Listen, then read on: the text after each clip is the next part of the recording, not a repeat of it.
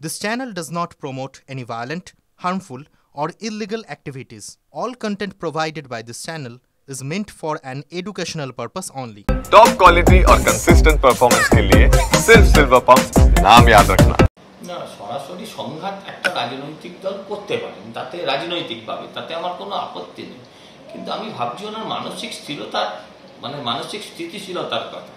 যদি মৃত মানুষের নাম বাদ যায়, যদি যে মানুষ আজকে পশ্চিমবঙ্গে নেই অন্যত্র ভোটার হয়ে গেছেন তাদের যদি নাম বাদ যায়, তাহলে ওনার রাগের কি আছে?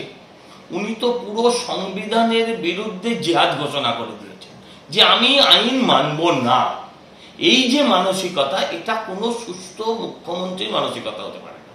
বিহারে 56 লাখ মানুষের নাম বাদ গেছে বলে শুনেছি, মুখ্যমন্ত্রীর মানে মমতা ব্যানার্জির ভাষায় সেটা আরেকটু কম। কিন্তু আমার বিষয় হচ্ছে বিহারের সাধারণ মানুষকে তো প্রতিবাদ করতে দেখছি না। 56 লাখ মানুষের নাম বাদ যদি গিয়ে থাকে, 56টা মানুষকে নিয়ে চলে এসে দাঁড় করান যারা বলবে আমাদের ভোটার লিস্ট থেকে নাম কাটা গেছে। বরঞ্চ মমতা যেটা করছেন, ফেক নিউজ ছড়িয়ে বাঙালি অবাঙালি যে বিভাজন করছেন, তাতে করে গতকাল বাংলায় আমার ধারণা আরো 2টো বেকার বেড়েছে। ওনার ফেক নিউজের পর ওই পরিবার নিশ্চয়ই দিল্লি থাকবে না, তারা মালদায় চলে আসবে। তাতে কিন্তু পশ্চিমবঙ্গে 2টো বেকার বাড়বে এবং বাঙালি আক্রান্ত হবে। বারবার করে বলছি, বাঙালি আক্রান্ত হবে, দয়া করে সেই পথে বাঙালিকে নিয়ে যাবেন না। দিল্লি পুলিশ গল্প সাজাচ্ছে আর মমতা ব্যানার্জি ঠাকুমার ঝুলি শোনাচ্ছে।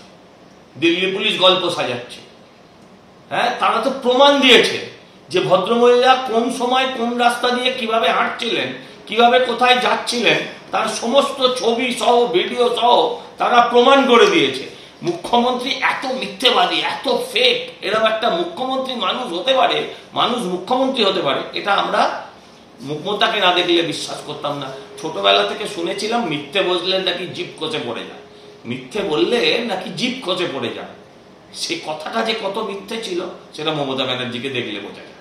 দেখুন, আমি মমতা বন্দ্যোপাধ্যায় রেলমন্ত্রী ছিলেন তাই বলে আজকে তার দায় মমতার, আমি এটাও বলছি না, কিন্তু এটাও তো ঠিক যে তিনি দায়িত্ব সহকারে যদি কাজগুলো সবকিছু করে থাকতেন তাহলে আজকে হয়তো এগুলো হতো না।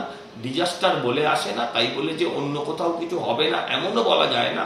এ দায় সরকারের, তাতে কেন্দ্র রাজ্য যেই হবে। আমরা বাঁচতে চাই, কবি সুভাষ হোক বা উত্তম কুমার, মুখ্যমন্ত্রী তো এইভাবেই চিনিয়েছেন, যেখানেই হোক চাপা পড়লে তো আমার মানুষ পড়বে, আমার আত্মীয়রা পড়বে, বাঙালি পড়বে।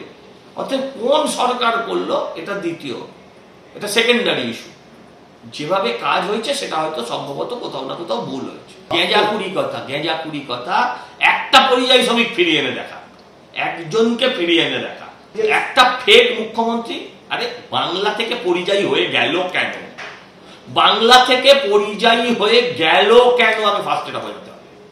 তুমি যদি তোমার থেকে বেশি মুসলমান প্রেম তো আর কেউ করে না ভারতবর্ষে, যে কোনো রাজনৈতিক দলে, তাহলে এই মুসলিম ছেলেগুলো মেয়েগুলো পরিবার নিয়ে তারা অন্য রাজ্যে, বিশেষ করে যেখানে বিজেপি শাসিত রাজ্য, তারা সেটাকে পছন্দ করলো কেন?